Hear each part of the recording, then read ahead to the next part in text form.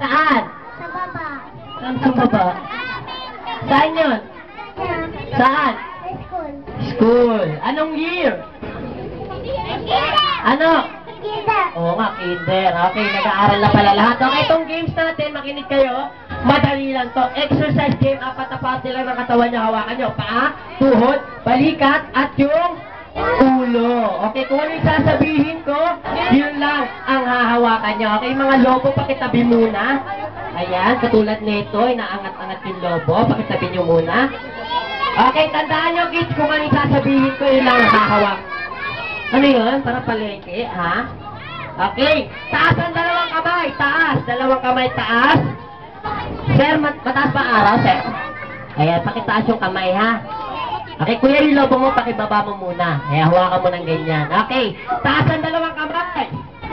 Dalawang kamay, para kang lilipad yan, eh. Ayan, huwag kayong mag-away, may barangay. Dalawang kamay, taas.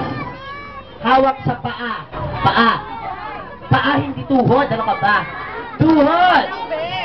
Balikat. At ulo. O, di ba madali lang? Kung ano yung sasabihin ko, yun lang ang hahawakan nyo. Okay, taas ang dalawang kamay. Sabay, taas mo ate, taas mo para kang inaambon.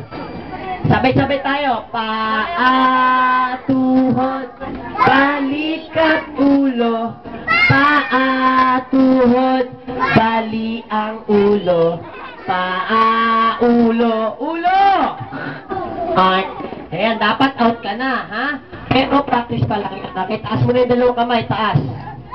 Ayan, taas muna, wag kang tawag ng tawag, ha? Ayan, hawak sa ulo. Balikat. Ulo. Balikat. Tuhod.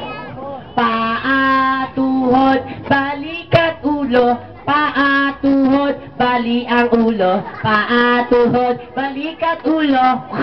Ay, isa, dalawa, tatlo, apat, lima, anim, pito, walo, siyam. Ayan, tanggal na kayo. Ayan, okay po muna kayo.